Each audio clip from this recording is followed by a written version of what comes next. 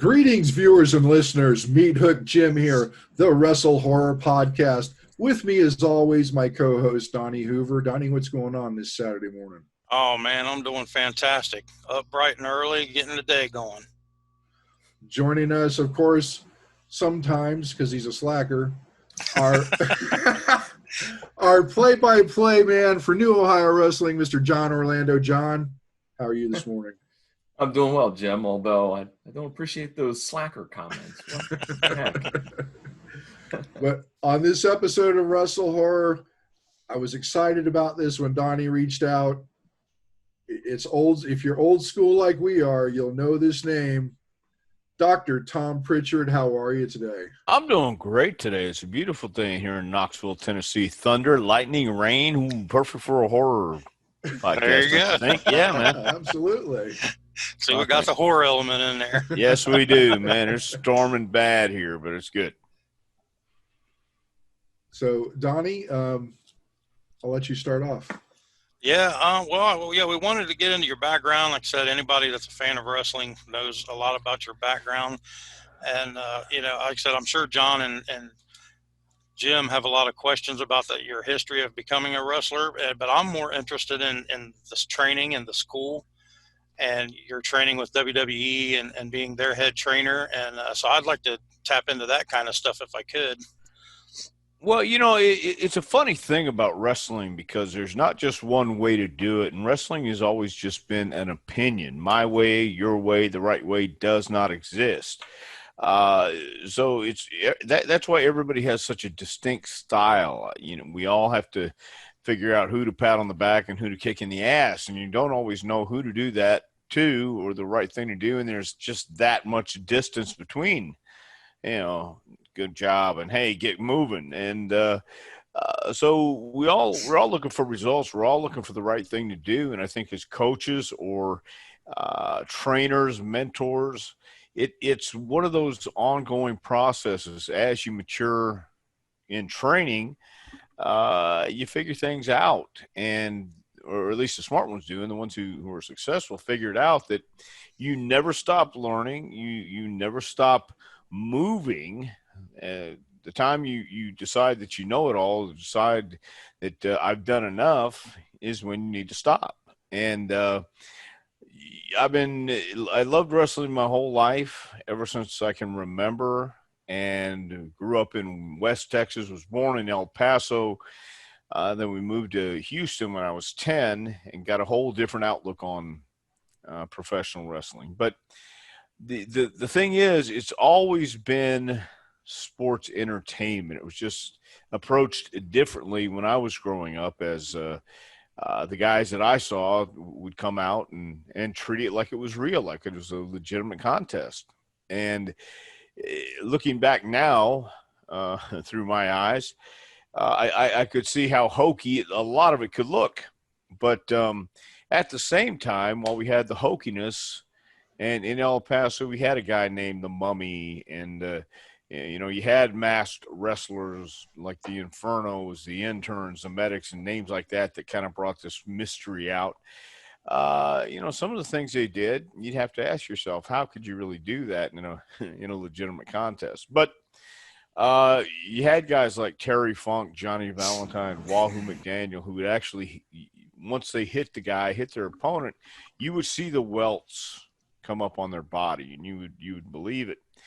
So there was a lot of back and forth when I was growing up in wrestling about.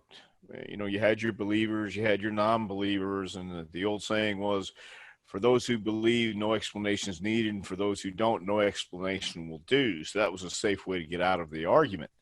But then when I went to Memphis, and keeping on the horror theme here, they would bring out Freddy Krueger and Frankenstein, and even in Los Angeles in the late 70s, early 80s, they had the Monster and just some crazy stuff.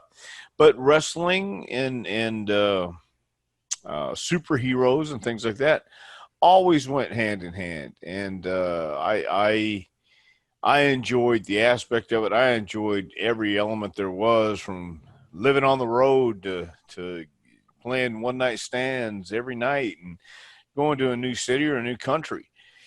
That's the coolest thing in the world to me, just to be able to experience everything there is out in the world. And, you know, I like to believe in magic. You know, we all know Copperfield didn't make the Statue of Liberty disappear, but the point is, he was brazen enough to say he did, prove he did, and same thing with wrestling. We were brazen enough to say, hey, you get in the ring with us and we'll show you it's real, by God, knowing full well. We're just hoping you don't. Or at least I was. Yeah.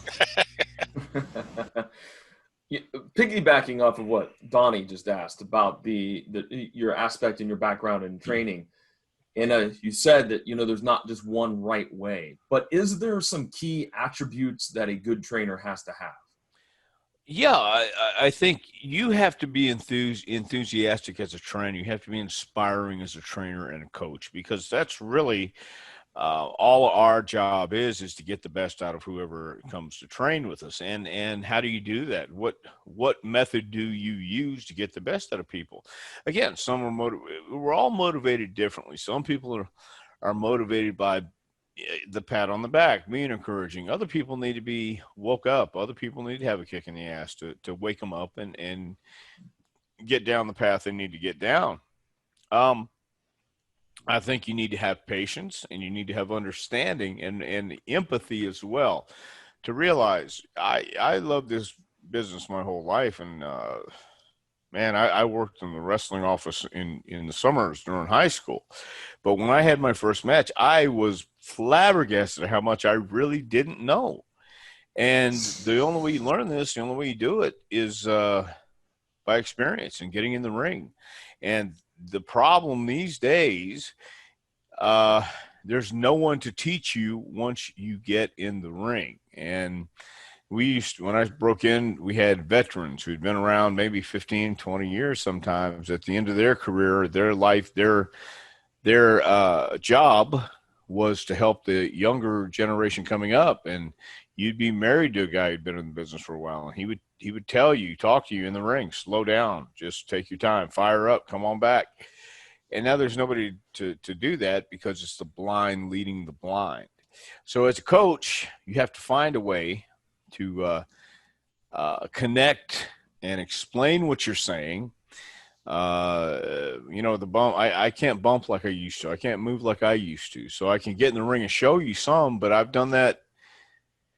I've done that before too. And I don't want anybody to touch me. I've got a really bad neck, and I've paid the price for it. So I think being empathetic, understanding, having patience, and I lose all three of those in the turn sometimes. I just get frustrated and yell and scream, and then I have to sit back and explain to these guys, my yelling and screaming is part of my coaching and teaching. It is a mechanism I use to get your attention.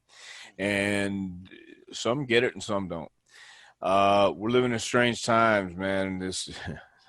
Who knows what's going to happen on the back end of this whole thing. But we still have people training with us, and people still have that love and passion for wrestling, and that's good to see too. And I think as a coach, you have to have that love and passion for it too. Otherwise, it just goes away. Okay. So COVID hasn't impacted the Jacobs-Prichard Wrestling Academy too severely, has it? Yeah, it did when it first started, because we were on the last week of our first class in January, and then we were supposed to start in March, and we got shut down for 2 months. And that was interesting. But we went ahead and had this next class. We started with 14 people. So, and then our class after this, beginning on August 31st, so far we have 12 people signed up. So, yeah, it's been kind of like the Twilight Zone for everybody. But we're still continuing on, and thank God people still want to come and learn and be a part of this crazy business in one form or another. So while it's not affecting us too bad now, we're still taking precautions. We're doing the temperature readings, and we're wearing masks when we need to wear masks, and we're marching forward. Now, and your training down there in Tennessee, is it contact training still, or are you guys doing like no contact cardio, that kind of thing? No, we got approved a while back for contact training, and so we've had the guys working out and training and wrestling and taking bumps. We sterilize the ring before and after, so we've been taking all the precautions. Are they back to running events and stuff, live events? Well, we don't run live events, but some of the guys up here do. Yeah, they're around Sevierville and around Knoxville. There have been a couple of promoters who have, and some in West Tennessee too. Okay, yeah, because I know Ohio here for us, we're still shut down completely. But do you guys have a commission? Yeah, Yeah. we have an athletic commission. Yep. Yeah, and that could be a big part of it. But again, I think it's all a matter of doing what you need to do, from sterilizing the ring, the ropes, the corners, and things like that. So, and we're doing all that. Cool. Well, if I can ask a little bit about your background and your history, and I think you kind of mentioned it a little bit, that at the age of 10 years old, you were kind of hanging around the Houston wrestling office. Is that correct? Well, yeah, but it wasn't until I was actually 12, that I got to start taking pictures at ringside and for magazines and things like that. Gong magazine in Japan, Wrestling News magazine in Minneapolis, and my brother Ken took me down to meet Paul Bosch, the promoter, for the first time, and it was nerve-wracking, but I wanted to wrestle, and I told Paul this, and Paul was this huge 6'5" man. He was larger than life with these two big cauliflower ears, and he let me take pictures. And then I was hanging around. We were going every Friday night, and then Gino Hernandez, a young guy, was hanging around there. Same time, he was about 3-4 years older than me, but it was that rivalry type thing. Gino was bigger, taller, and he started first. He broke in the wrestling business first, but I was still there. Bruce was still there, and we did the next natural steps. Hey, if you ever need anybody to help you on a Friday night, we're here. And then Paul moved from his office downtown, and we helped with the move. And during the summertime, it just fell into, would you like to work here for the summertime? And I did. From the time I was 15, I had my learner's permit, could drive, until I had my first match at 20. I worked the summers in the office, and when I graduated high school, I worked full time there. And that was the greatest dream job you could have, especially as a kid.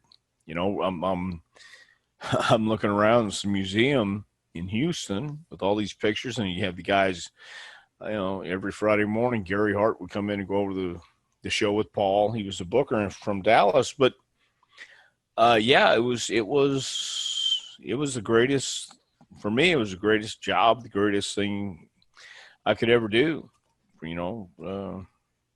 It groomed me for this, and I'm glad it did. When you turned pro, though, you ended up in California, correct? Yes. You were not in the Houston area. You went to California. What was the territory in Los Angeles and California like? Right. Well, I had my first match in October of '79, and I worked around some places in Texas and Louisiana, but not in Houston. No. I actually worked around Louisiana, Arkansas, Mississippi, and some of those towns for Watts when I first started. And I was supposed to go to Portland, Oregon in January.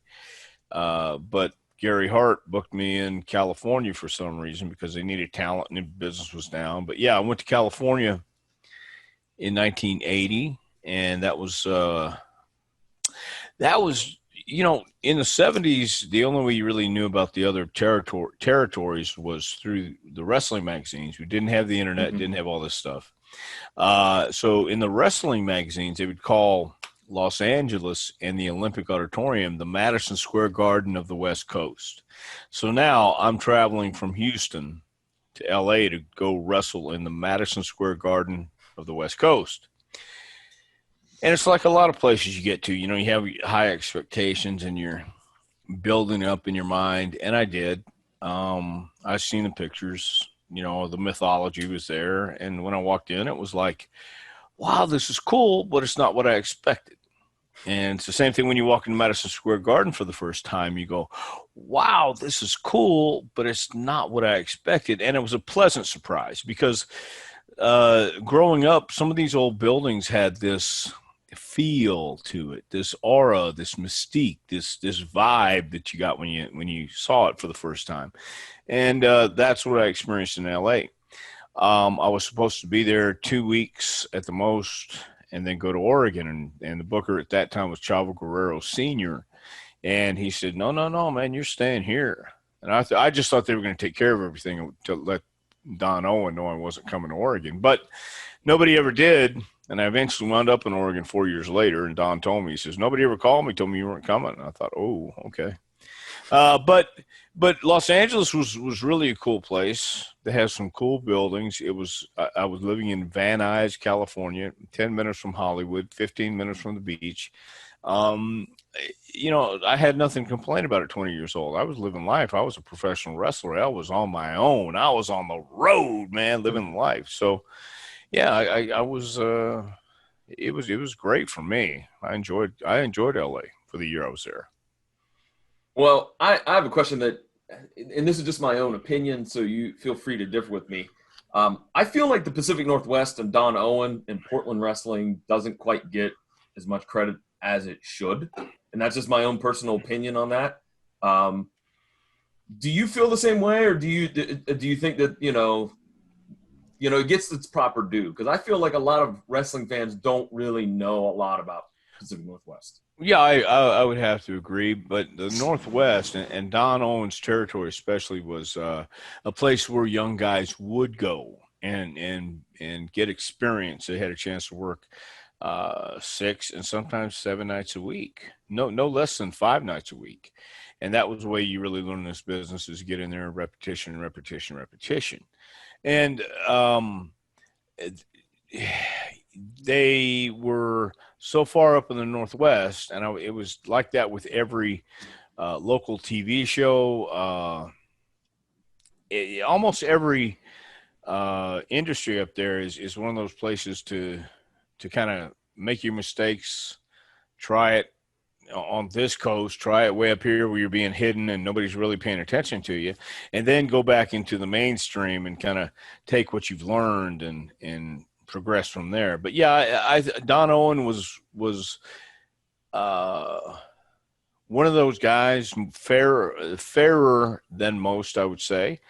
Certainly was opinionated at times, but really wanted to give guys an opportunity. That was he recognized that the lifeblood of professional wrestling was the talent, and if you don't have talent, you're not going to have a business. And Don took the time to have veterans up there like Rip Oliver and he had Dutch Savage up there for a few times, Stan Stasiak, just guys who had been around, guys that could impart wisdom just by talking to you, having a casual conversation. That's a lot of learning that goes on too, just through the locker room conversations, talking about life, talking about who you knew before you got there, and philosophies, and trying a bunch of stuff and keeping what works. So I think Portland doesn't get enough publicity or mention because nobody really understood what their goal was and what their objective was to get young guys in there, give them experience, and then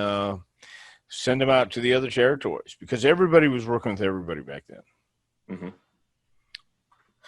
Well, I'm going to say that this is probably my favorite Dr. Tom Prichard moment, if you will, because as a young junior high student, I saw a clip of this and I was like, oh my God, this was so crazy. If you don't mind, could you tell me who came up with the idea from Continental where Lady Mystic, Tony Anthony, the Dirty White Boy, and you had that whole altercation that kind of was pushing the envelope on the spousal abuse storyline? Who came up with that idea, if I may ask? Well, again, I grew up in El Paso, and as a kid, we watched a black and white TV from El Paso Championship Wrestling in the afternoon. And Dory Funk Sr. and Jr., Terry Funk were the main stars in West Texas. A young Nick Bockwinkel came through, and there was a guy having a match in the ring, and he was called the Hangman, and he had a noose, and he would bring the noose to the ring and put it over the turnbuckle and over the ring post. And in one particular match, I remember the Hangman beating a job guy and then going for his noose. He's going to put the noose around this kid's neck. Nick Bockwinkel comes in a suit and tie, not a suit, but a shirt and tie. You know, they look very, very professional back then. You know, this was a totally different culture. And Bockwinkel attacks Hangman and takes the noose off the guy's neck. And as he's checking on this guy, of course, the Hangman takes the noose, puts it around Bockwinkel's neck, backs him up to the corner, takes Bockwinkel and bills him from corner to corner like 3 or 4 times. And Nick is selling the effects of being whipped all over the ring. Okay, so that always stuck with me for some reason. And Eddie Gilbert had just come into Alabama taking the book, and Tony and I, the white boy and I, had been doing this angle leading up to what we did with the news. And Eddie wanted an angle, and I said, well, what if he hung me in the ring? And he says, okay, I need more than that. And we sat and thought about it. Said, okay, here's what we're going to do. We had a match where it's a street fight for the Alabama championship. I'm the champion. White girl comes in, puts ether on my face, beats me with for the Alabama title. The next week, I come in out of the audience with my hair up under my hat, sunglasses, and wearing a jacket. And during the white boys match, I get in the ring, hit him with a board, knock him out, and I cut his hair. So after that, I said, the next week we can have Kim come up, have those shades on, but underneath you can see she's kind of bruised up. And then, again, this is 1980, whatever. And spousal abuse has always been taboo. I know that. It's mm-hmm. So we had to walk that line. Nobody wants to watch somebody beat up a woman. You just not. Anyway, it's not. But it's Alabama. That's terrible too. But anyway, anyway. So we did the deal, and Kim comes up and she's almost crying, and Gordon's going to console her. So we came up with this whole deal, man. And that was the hanging was my idea. But here's what we didn't think about. Back then, we didn't go out and rehearse it. We talked about it. We might have, walked through it in the back, but we didn't go to the ring. We didn't see how far the interview stand was from the ring. And I didn't take into consideration when I said, and he could handcuff my hand behind my back so they can't see that I'm going to be pulling it. Well, the idea was this. Tony comes out and attacks me. I had my glasses on, take my glasses off. The referee, Tony shoots me into the interview stand. We collapse that. It's down, and the referee comes out to check on me. Earlier in the night, we had taken a syringe and took blood from my arm.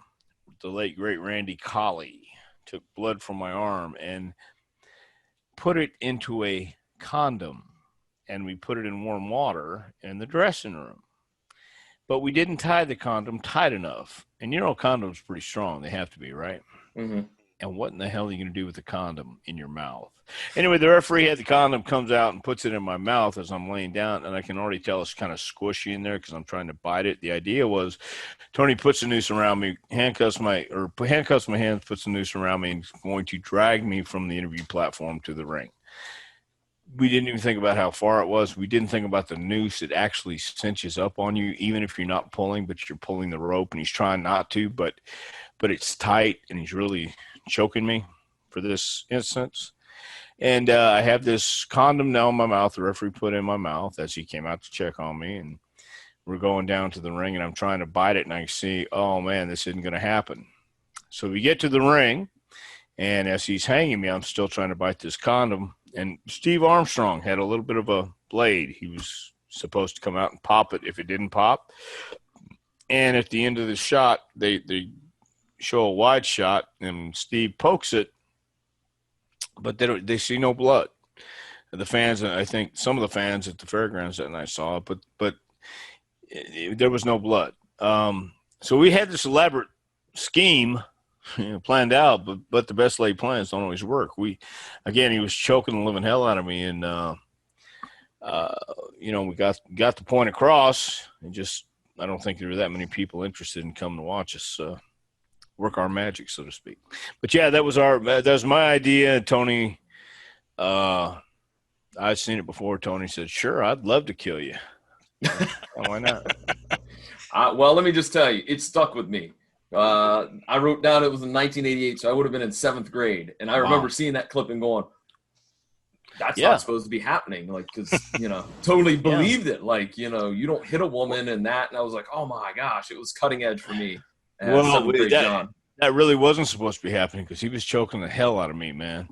But that was part of the thing. That was so cool because we could do stuff like that. And I remember seeing things like that as a kid, saying the same thing, like, oh my God, what was this? And they would use a loaded boot on Terry Funk, or the Von Brauners with Saul Weingroff would beat up Terry Funk, cut his hair. And how could that happen? Grizzly Smith, Harley Race came off the top of a ladder on Grizzly Smith's neck and broke his neck. And he'll never be able to wrestle again, except he went to Japan for 6 weeks, and then he came back and got revenge. So I mean, all those things that I saw too, I kind of went, man, you guys had me right there. And I've told a lot of guys that. I said, dude, I watched you guys wrestle. This is why I want to get into it, because you had me, and I want to know how you did it. And so, yeah, that was cool. A lot of people said that, and I think that's very, very cool, man. Yeah, and it just goes to show that even though it's taboo and it would probably draw tremendous outrage nowadays in our times, that stuff like that, it is impactful and it does work to where it sticks with people and people remember that. And so, to me, that doesn't necessarily make it a bad thing. I think it's a great thing, because the basis of wrestling is to tell a story that people get invested in. And obviously, from what John's saying, he was invested in that story, and it still is, Yeah, and that's the other thing I think is back then it was all we did, and all we had time to think about was that. And it was a lot of fun, and it was a lot of fun and good times. I guess the same thing, but there were a lot of good times, and that authenticity and a lot of that is missing today, because nobody really knows how to have fun. You want to worry about the spots and everything you want to do in the ring, which is business, yes, but at the same time, if it's not real and if it's not authentic, and what I mean by real is making people believe it, or you believing it, and everybody's smart these days, so they say. But Johnny Valentine used to say, I may not make them, I might not get them to believe in wrestling, but I can damn sure make them believe in me. And so some of those guys, like Brock Lesnar, who is authentic, when he goes to the ring, people aren't so sure if he's going to snap or not. And that's that element of doubt that a lot of guys don't understand today. And that was pretty prevalent when I was watching wrestling and when I was coming up in it. And it changed, as all things do. Everything changes. But the basics and fundamentals, I will say this, never go out of style. And the basics and fundamentals include and are mostly needed is storytelling, and to get people invested, no matter what it is, no matter what show, no matter what commercial, no matter what you're selling, you got to tell a good story. It's got to be compelling, it's got to be interesting, and it's got to draw you in. And I think too many times now, again, with the culture we find ourselves in, it's instant gratification, lack of attention span. We can have all the excuses in the world. People eat sausage on a daily basis. I mean, I don't know. orange juice is bad for you. Whatever we want to say. There's 7-Eleven is open till noon. All the excuses in the world don't mean anything. It's just if you see something and you get into it, that's the idea. So if it looks good, you'll see it. If it sounds good, you'll hear it. If it's marketed right, you buy it. But if it's real, you'll feel it, and so will everybody else. You know, Tom, I got to say, I started watching wrestling at about the age of 12 with my cousins. And I got really invested in it. I grew up in Florida, so I watched a lot of Florida Championship Wrestling. Really invested in it. You couldn't convince me for the world that it was scripted. I believed everything I saw until I went to a house show in Melbourne, Florida, which pitted Barry Windham against Les Thornton. And Barry was the face, Les was the heel, and it was a great match that Barry won. So me and my best friend are out there, 16 years old, trying to get autographs out at the back of the auditorium. And here comes Barry with Les. Barry puts his arm around Les and said, "Let's go get a beer." It just, boom. Yeah. Mind blown. Right. Well, but and here's the thing. I remember real quick, I'll tell you, here's my story on that. Because back in the day, and we're talking 1969, 1970, Grizzly Smith, who was Jake Roberts' dad, he came to El Paso. He came to West Texas, and his gimmick was he had a cast iron stomach. You couldn't hurt him. And he got on the promo and said, "I don't even care if you want to get on your ladder, you're 15 foot, 18 foot, 20 foot. I don't care how far you want to come. You can't hurt me." So they had done this week after week with guys coming out and jumping on his stomach and proving it. And finally, Harley Race came out and says, "Hey, I got my ladder here today. Where are you, you coward?" And you don't call anybody a coward in wrestling, get away with it, by God. So the next segment, Grizz came out and he says, "All right, now we're going to set this up." Now, Nick Roberts is the announcer. Nick Roberts is Baby Doll's dad. So it's all connected, man. They set up the ladder, and again, it's in a studio, and you can see Harley way up in the lights. And Nick Roberts tells the audience, "Ladies and gentlemen, we need complete silence, concentration. Please don't make a sound. Let Harley get his footing." Well, Harley gets up there, make a big production about it, and it's all in the production. It's all in the setup. And Harley gets there, and he's in the lights, and he's adjusting the lights, and then all of a sudden he drops down with a knee right across Grizzly Smith's neck. Wouldn't you know it? That no good, rotten son of a. And by God, the studio erupts. Nick Roberts goes, "Oh my God, ladies and gentlemen, oh my God!" And then Harley comes over and says, "What did you do?" He says, "Those goofs didn't hold the ladder right. The light was in my eyes. I couldn't, whatever." So Nick Roberts says, and again, this is West Texas, but Nick Roberts says, "We need an ambulance, not an ambulance, an ambulance." I'll never forget that. "We need an ambulance." So they got an ambulance, and they rolled up the door to the back of the studio. The ambulance pulled in, put Grizz in there. They took him away, and Nick Roberts is doesn't know what's going to happen. Grizz has his tongue hanging out, and oh my God, we don't know what's going to happen. Stay tuned. We'll keep you updated. Well, at this time, we were moving to Houston, Texas, and I have a lady who's going to send me the newspaper clippings from El Paso, keep me up to date with what's going on there, friend of my mom's, and so she sends me all this stuff. Grizzly Smith is touch and go. We don't know what's going to happen.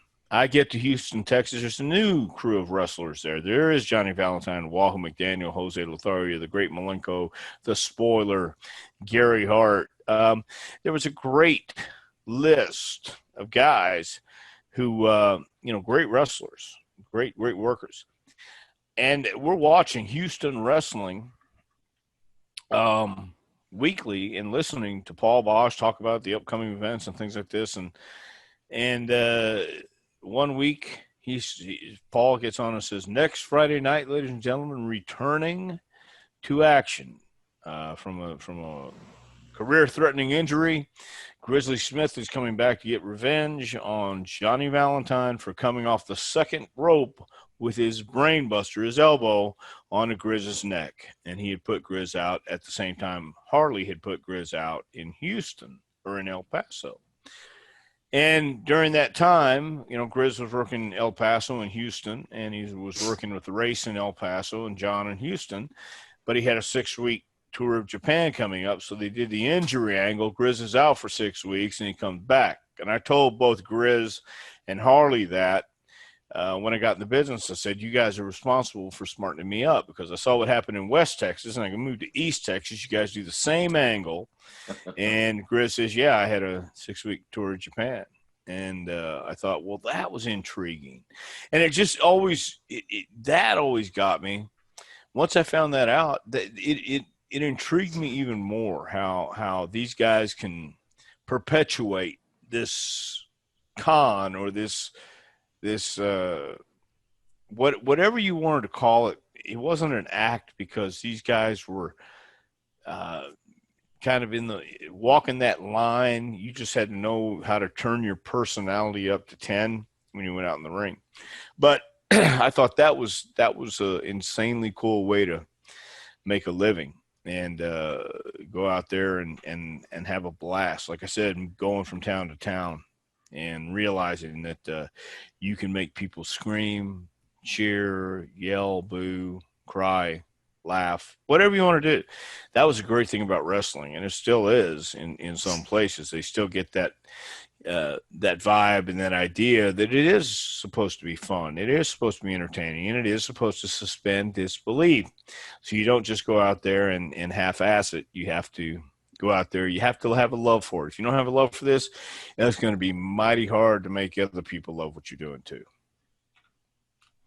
Yeah, good advice. Sure, for sure. If we can move on to a little later on down the road, where you teamed up with Stan Lane and the Heavenly Bodies, and you went to Smoky Mountain. That's where that team was formed, correct? That is correct. I was working in Memphis, and Cornette had enough of WCW. The idea originally was to bring the Midnight Express and Rock and Roll Express back to Smoky Mountain Wrestling. But Bobby Eaton had just signed a contract. He had family, but Stan and Jimmy had enough. And Jim had already had his sights on doing something in Knoxville. So when he called me, I'd already been in Memphis about a year, a little over maybe. Then it was time to make a move. So that was a good break for me as well, because working with I'd known Jim for maybe 15 years at that point, and always got along with him, and he'd consider me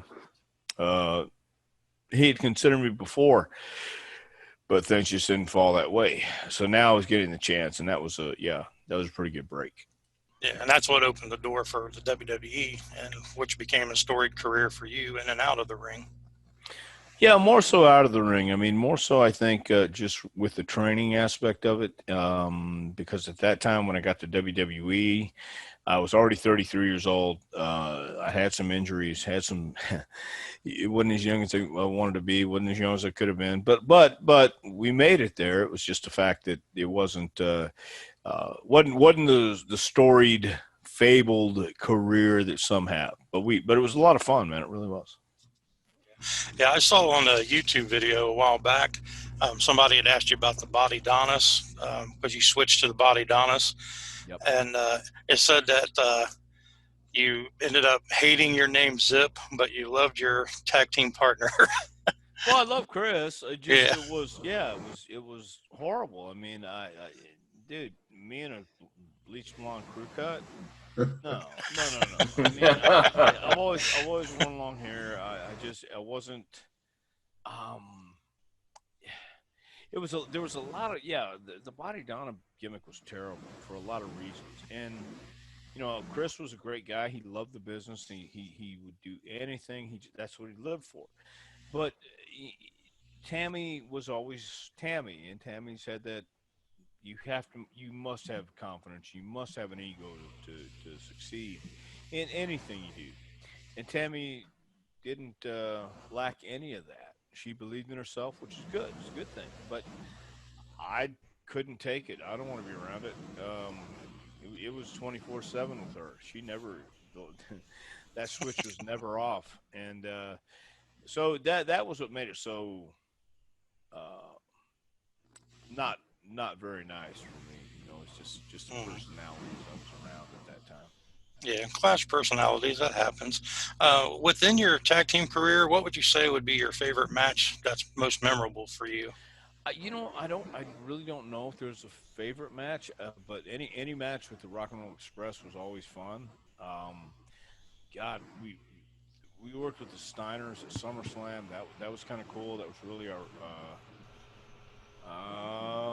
was it our yeah, it was our first pay-per-view experience with WWE, and but I don't know if that was necessarily had a favorite that stood out, but there were a lot that we had that were um, cool, easy, and fun.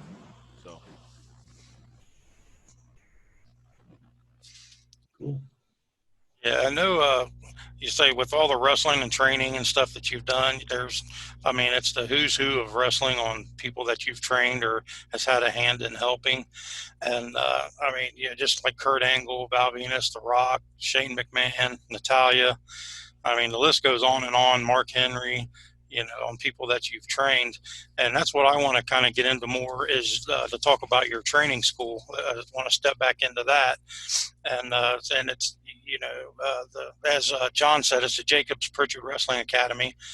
And talk a little bit more about your school and what you guys plan. Do you guys run live events for your students, or do you send them out and help them get work, and how all that works? Yeah, when we first started JPWA, we had big hopes and dreams of running shows around here. We're gonna run outside of Knoxville. We're gonna make this work. And then we started doing the training, and our deal is this. We wanted to train at least 5 days a week. And originally we were training Monday, Tuesday, off Wednesday, Thursday, Friday, and then we'd come in Sunday for promos. And on those weekdays, we were going from 6 to 10. Now, if you work a job all day and then you have to come and go another 4 hours and you don't get off till 10 o'clock, those are long days. And I understand that. But the deal is there's 24 hours in a day. I believe what's possible is done. I believe if you want to do something and it's worth it to you that much, you believe it, by all means, you can do whatever you put your mind to. I truly, truly believe that. But, once I got into the training and I understood a little bit more about how my days were going to go and how much time it actually takes to go out and try and get these buildings and try and get sponsors and try and get people to come out. And when you're first starting, you really don't have any equity. You don't have anything equity and talent wise too. I mean, so we don't run live shows right now. We're only in our second year, and at the beginning of 2020, we were looking forward to it, and then all of a sudden this thing hit, and we went, "Oh my goodness!" So we're not running shows right now. I'm training. Glenn will stop by on occasion, and we have people who have been gracious enough to book our guys and help them get experience. But here's the thing. Once again, I have my way of coaching. You have your way, I have my way. The right way, the only way does not exist. Wrestling is an opinion.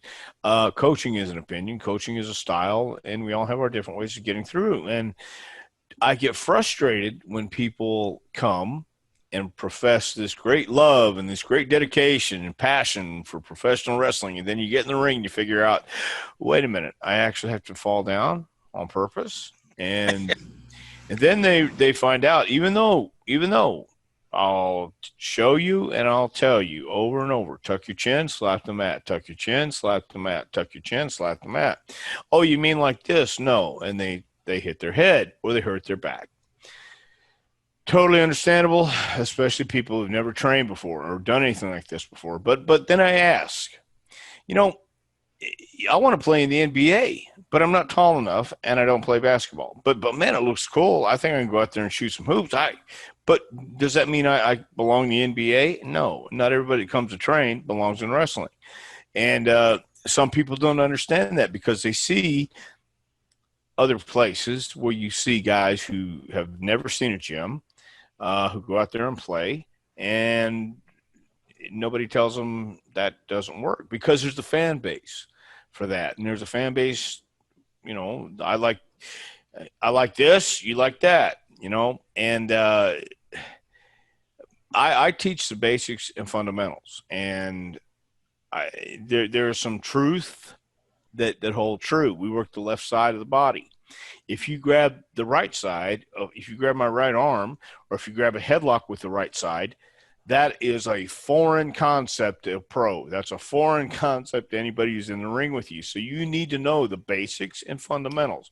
We work the left arm. We grab a headlock with the left arm. There's a reason for that. We go to the right when we go in the ring. We come up to the right side. There's a reason for this, and I explain it. After I explain it over and over and over, and you've been with me 10 weeks, and you still go to the right side, I have to assume a couple things. You're either not listening to me or you're a complete moron.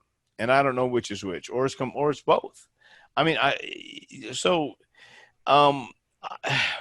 we're all, as coaches, looking for results. I want everyone who comes through JPWA to succeed because that only helps us. We've had Emily Anzula signed with NXT. She was in the Rock's Titan games, first Titan games.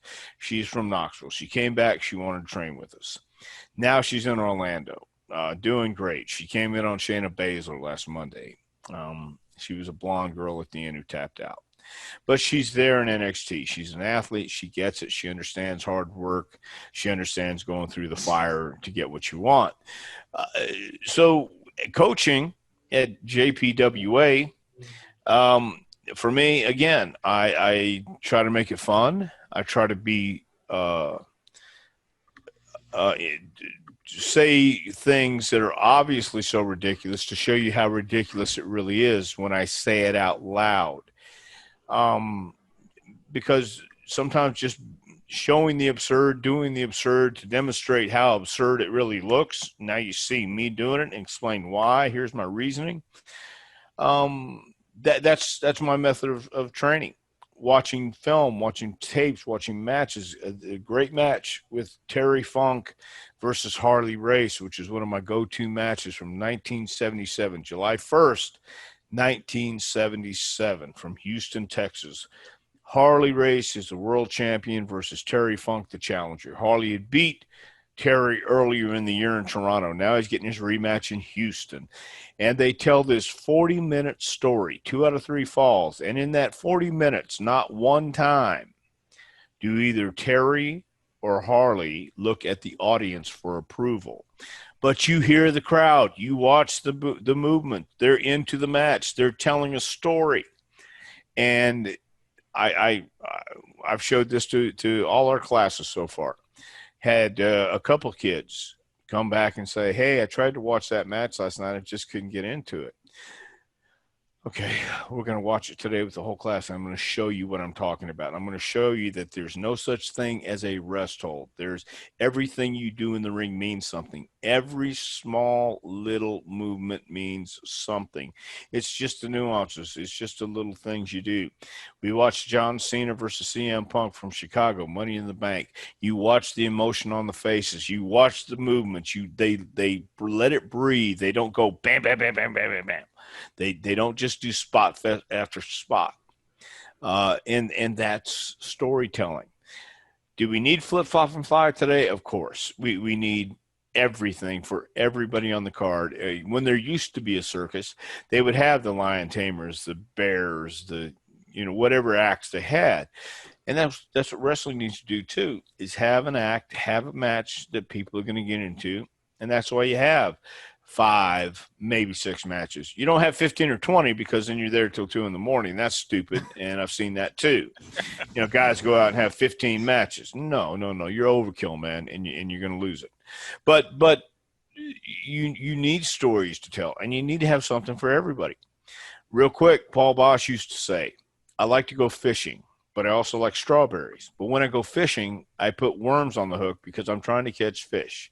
So you give your fans what they want. What attracts your fans? If the fans want blood and guts, well, then you give them blood and guts. If your fans want super kicks, high flying, and crazy stuff, you give them super kicks, high flying, crazy stuff. But you'll know if they come out, that's you feed them this. If they don't, you find out what they're hungry for, and you feed them that. And that's what a lot of people don't understand. It's not what I like. It's what the company you're working for, their fans like. And a good company that knows will be in tune with its fan base and do the market research and ask their fans and engage with their fans and get to know their audience. I mean, we used to do that in FCW when people would come to our shows in FCW. We'd have a questionnaire and ask the fans, how'd you hear about it? What do you watch FCW on? How'd you know? Posters, flyers, whatever it is. And I think that still holds true today, especially when you have independent shows or independent companies out there trying to run a business. It's a business. And if you don't make any money, you're not going to stay in business. You can't support it. So that's a huge, huge thing. How do you translate what you've learned in professional wrestling to being profitable and also enjoyable? I think you should enjoy this and be able to make money at the same time. So, yeah, a lot of things that we do are based. In fact, everything we do is based in the basics and fundamentals. Locking up, walking in the ring, grabbing a simple hold, keep your head up, spacing, timing, feeling. This is a feeling business, instinctual. And the only way you learn that is just like being a stand-up comic. You can tell jokes all day long in front of a mirror in an empty room, but you don't know how it works until you go in front of an audience and get that reaction, get the idea across, and timing and know when to hit the punchline. Same thing. We know when to hit that high spot, know when to do a false finish, know when to get bring them up, bring them down. Keep them here. You know, people start chanting boring, they'll get tired, I promise. And you control the action. You control the crowd reaction too. So can we talk real briefly about your book that you've had out for a couple of years? If somebody's interested, like Donnie, yeah, there you go. There you go. Put a double. There you go, Dr. Tom. All right. Well, once again, real quick, the name of it is a Pro Wrestling Curriculum, Advice, Suggestions, and Stories to help the aspiring pro get to the next level. All wrestling is suggestions and opinions, and this is just one way to do it for a year. The way this came about was in FCW, they wanted a one-year curriculum. There's no such thing. You can't just say, we're going to start here and end here, and we're going to stay all by the book. No, because my way of training is this, and this is the way I did developmental too. We got an idea. We have an agenda. We have a plan. We've got the lesson plan over here. This is what we're going to work on. We're going to work on fireman's carry, headlock takeover, head scissor. We're going to work on going over the top rope. Then we're going to work on just locking up and moving and leading and following in the ring. Okay. You get into that in 15 minutes. It's kind of like when you're going to have a workout and you're feeling like chest that day, but it just ain't working. You just don't feel like pushing once you get down on the bench. So you're going to go back and now let's do back and let me see. I feel like pulling instead of pushing. Same thing in this. If the guys aren't feeling it, I'm not feeling it, and the energy level's down, I'm going to go to something else, and it's going to be along the same line, and I'm going to come back to this. But I'm going to go to something else, and I'm going to get a rhythm going. I'm going to get a flow going. That's what I'm looking for. I'm looking for the guys to get into it where they're going to learn. We don't have to learn armbar into a Fujiwara, whatever it is that day, and then we have to do it that day or else the world's going to end. No, it's not. We're going to feel it, and we're going to go by it. And some guys will never take a hip toss in their career. Some guys won't take a back row. Some guys don't have to do a lot of things in the book. These are suggestions. But you have to know the basics. You have to know how to walk. You have to know how to lock up. You have to know pacing. You have to know timing. Very, very important. I have never heard in all my years of wrestling anybody, as they're walking out of an arena, say, man, what a hammerlock John Cena did tonight. Wow. That's not the idea. But he has to know how to do a hammerlock. He has to have his foundation down. Because in the middle of a match, if something, everybody calls their matches in the back, A, B, C, D, E, F. What happens if at B, something happens and you can't get here because you don't know how to do anything except how to follow the pattern? Well, you have to know how to get if something happens at B and you've got to go all the way to F. You've got to know how to grab a hold. You got to know how to make it work. You got to know how to get back on track.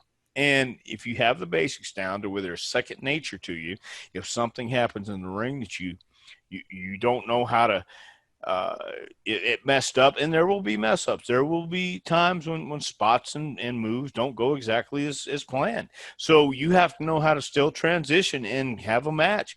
If you go out there doing the match you called in the back and nobody's buying your stuff, then you need to know how to regroup. You need to know how to adjust. You need to know how to adapt. And not too many guys do. But if you know your basics and fundamentals, if you can put your own move on them and spin on them, that's the key.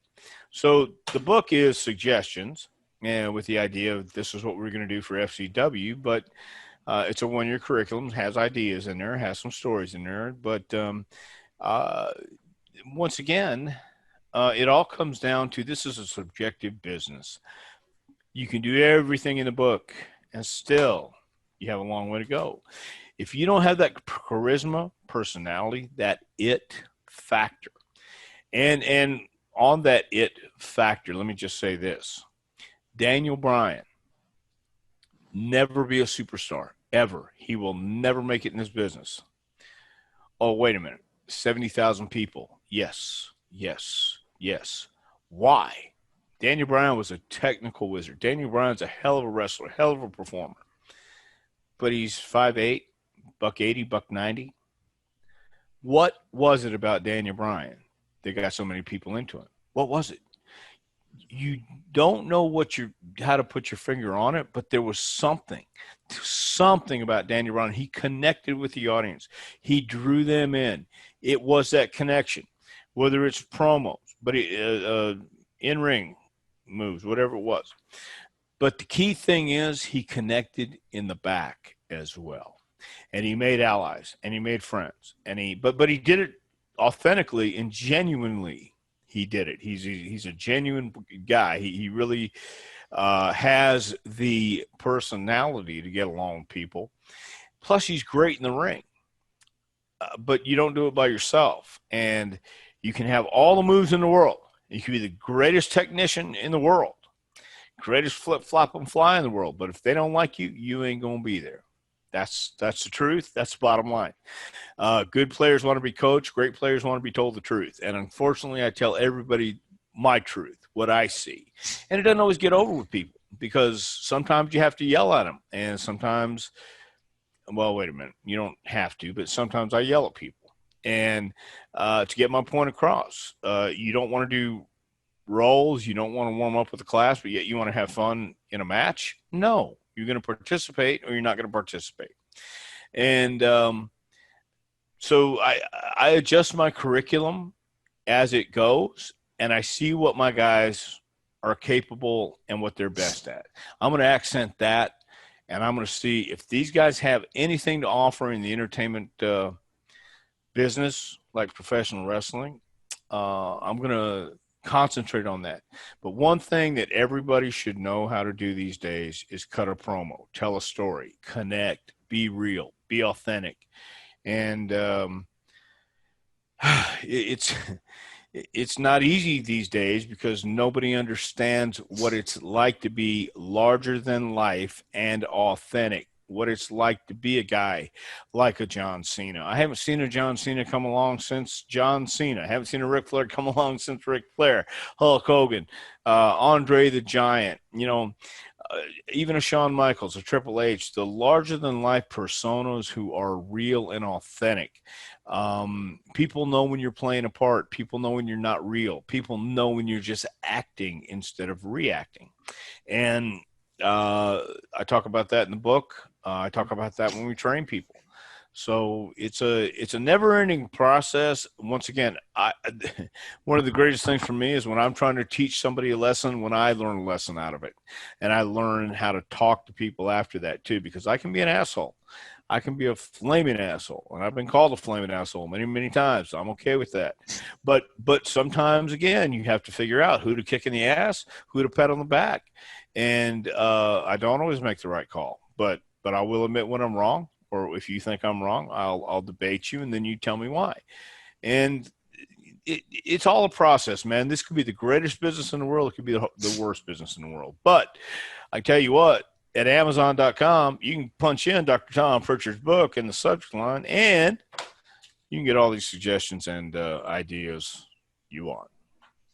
Yeah, like I said, I've had the book for a couple years myself, and I've read through it, and it's an amazing book for anybody that's a wrestler, wanting to be a wrestler, wanting to be a trainer or is a trainer, or even a fan that just wants to learn a little more about what wrestling's about.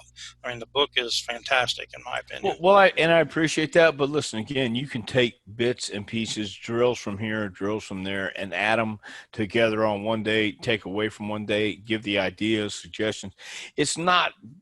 Trust me, it's just one way. There's not only one way. Nothing's etched in stone that says, by God, this is it. That's not it. But I appreciate you saying that. It is, it might be some kind of guide for somebody. So. Sure. And another thing you do that I don't know if a lot of people know about, but we'd like to make it aware, is that you do a Facebook group too called Snake Pit Pro with Sin Bodie and Cody Hawk's been on there. A lot of guys get on there, and you guys just basically get on there and just answer questions, give free information, try to teach people the business. And I think it's a fantastic group. I try to get on there, as often as I can. And there's a lot of good content that's come out of that group because of you guys. I agree, and that was all Sin's doing. I know Gangrel's been on there a bunch too, and Yep. and it's an opportunity. It was when everybody was shut down, and we were conversing back and forth, and so when I went on there, I thought, yeah, okay, I get it, and I critiqued some matches, through connections on there, and. It's good when you have stuff like that, because there's no excuse then. If you really want to hone your craft and you really want to be great at this, you have everybody you can pick from. And on Snake Pit Pro, or any of the resources out there, if it's not on Snake Pit Pro, you can send a message or send a question, and somebody will get the answer for you. That's a good thing too. So I got to give all the credit to Sin, but I'll tell you, David Heath has been on there a lot too, and he's been he comes up with some good stuff, man. And that's the other thing. It just because you're a great worker, it doesn't always make you a great person. But a lot of the people on there on Snake Pit Pro are genuine and are concerned about the future of the business and want to do the best they can. So there's a lot of places out there that are not so good schools, and some they are what they are, but at the same time, the good schools, in my opinion, are the ones who never stop learning or looking for advice. I look for advice, man. I got people I call too, and just have a sounding board, because I wasn't everybody's favorite either, and you learn from your mistakes if you're smart, and sometimes you learn and keep learning. And I keep learning. I'm one of those guys who keeps, sometimes I'll step in a pothole when it's right in front of me and I could have avoided it, but man, I'm that guy that bam, so we all keep learning, and as long as you keep learning and keep moving forward, I think everybody's okay. But yeah, Snake Pit Pro is a very cool thing, and that's all thanks to Sin Bodie. Very good. And you also do a podcast of your own. The segment's Taking You to School. Yes. With yes. Dr. Tom Pritchard. And, well, that again, I gotta tell you guys this. If you and as you know, because you're doing a podcast yourself, see, it takes a lot of work. Do the research, do whatever you got to do. I mean, it takes a lot of work, and during the gosh, we started in January, I think, with the podcast, but during the COVID, I had a little more time. But now, we do it on Sunday nights, and it's good. It's a great outlet to this way, you have something you can inform people about, and it's been a lot of fun. And John Paz does all the research, because I told him, said, man, I'm right now, I can't do it. I just can't. I can't do what he does, and he does it well. So yeah, taking you to school every Monday, I think it drops, because we do it Sunday night, 8:30 until we're done. Just let it run, huh? Right. Well, Tom, do you want to plug your website, any social media where people can find out more about Dr. Tom Prichard? I would love to. Actually, JPWA has our website is jpwrestlingacademy.com. Has all the information about our next classes coming up, which would be August 31st through October 20th. And that'll be our last 12-week session for 2020. And then in October, November, I'm gonna run classes usually from 3 to 8. And just for some of the guys who are still around here want to come in and train in the ring. But jpwrestlingacademy.com. We're also on Twitter at JPWA. Facebook is Jacobs-Prichard Wrestling Academy. And my Twitter is at Dr. Tom Prichard, which we also update. I try not to go on Twitter too much. It's not intentional, but at the same time, I put my head in that wood chipper a few times, and I just went, "Oh my God!" Because everybody's an expert, and everybody wants to fight, and I just, man, please. So that's the way I feel about it. But the Facebook page, I also have a personal Facebook page on there as well, just at Tom Prichard. So I appreciate it, man. We've been very happy and very fortunate with JPWA in the last year and a half, a little over a year and a half now. And Knoxville is a great place. Let me just plug this real quick. Knoxville is a cool place to live. It's the cost of living is pretty reasonable and downright cheap for anybody who wants to come and move. We've had people from all over the country come. In fact, we had one kid, second class, come in from India for 12 weeks to train with us. He came with his mom and his sister. And he stayed here for 12 weeks, 17 years old. And, we once again, I know when people come to wrestling training, they're looking for something and they're looking for the answer. Not everybody has the answers, but I guarantee you, I do believe that there's 3 kinds of people in this world: those who try, those who give it their best shot, and those who say whatever it takes. And it really is true. If people tell you no your whole life, you can choose to believe them, or you can choose to prove them wrong. Whether you think you can or think you can't, you're right either way. It's true. And a lot of people get tired of hearing the positive thinking and believe in yourself stuff, but try it. It works. It really does. And that's what we teach at JPWA too. So any questions or notes or emails, you can send them to jpwrestlingacademy@gmail.com also. So, yeah, well, I do know one thing that I can attest to from what he said is we are avid fans of the Gatlinburg Pigeon Forge area, and my family frequently does our vacationing down there. That's our favorite area to be around. And so we've been through Knoxville many times, and it is, just that area of Tennessee is just beautiful. And Pigeon Forge, Gatlinburg is only, it's 40 minutes for us for where I'm at. But yeah, it is beautiful. And you can rent a cabin, you can go to Dollywood, you can, it's just walking around Gatlinburg is a trip in itself. So yeah, it's a really nice place. Yeah, and you can learn to wrestle while you're here. There you go. I frequent the moonshine stores in Gatlinburg. Maybe there's one or two of them out there too. I think that's their source of revenue. I think. Gatlinburg. Yeah, I know one thing. Next time we plan a Gatlinburg Pigeon Forge trip, I'd love to stop in and look at the school. By all means, we're going to have some new additions actually. For this class, I'm headed to When this is done, I'm going to do some things, and then I'm going to head to a secret location and grab some stuff to put on our walls and just give it that old school feel too. I think the environment you're in, the attitude you're in, the whole overall experience has a lot to do with what you're learning at the same time. And I'm one of these guys who, if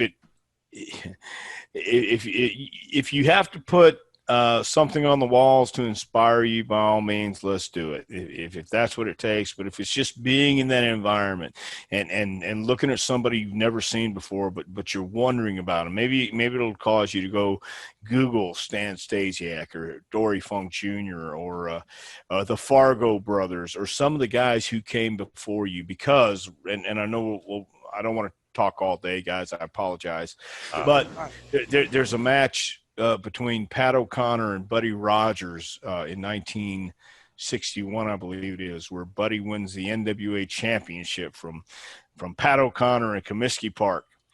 We watched this again for storytelling in the early 1960s.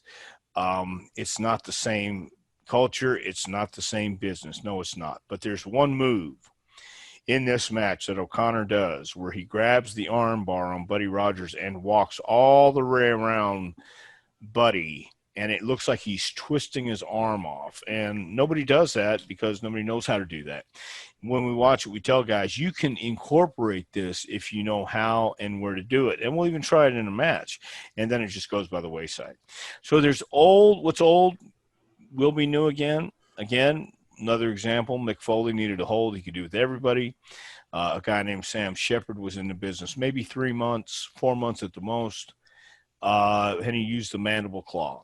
And a historian like Jim Cornette would know about things like this, and Mick called Jim, needed a move, and Jim popped right out of the top of his head, Dr. Sam Shepard, mandible claw. And nobody really knew where it came from except the historians and people who love the business enough to look it up. So that's one of the main reasons we talk about old tapes and old school working, because you don't see the timing today. You don't see storytelling today. And I understand this because business has changed.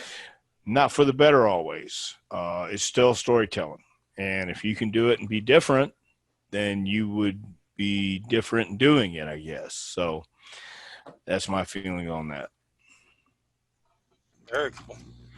But always come next trip to Knoxville. You're more than welcome. Come on down, check us out. We got some cool stuff, man. Absolutely. Yeah, my wife wants to actually move to Tennessee, and she's asked me many times to start talking about the process. And I'm like, New Ohio Wrestling in southeastern Tennessee sounds kind of ridiculous. yeah, maybe so. So we'd have to do a name change. Beautiful place to live, though. It really is. I dug it. Yeah. Oh yeah. Well, we've got some great content for this episode, Tom. You've been a wealth of knowledge, and I think people are really going to enjoy this. For myself and the other two, I want to say thank you for coming on to the show on such short notice. We really do appreciate it. Yeah, well, thanks for having me, man. I really appreciate it as well. And again, any questions or anything you guys have, email us, jpwrestlingacademy@gmail.com. But thank you guys for having me on. I appreciate it. And like I said, if you're in Knoxville, come see us. Absolutely. Thank you. All right. So with that being said, I'm Meathook Jim, along with Donnie Hoover, John Orlando, and our special guest, Dr. Tom Prichard. We are the WrestleHorror Podcast. Thanks for listening and watching.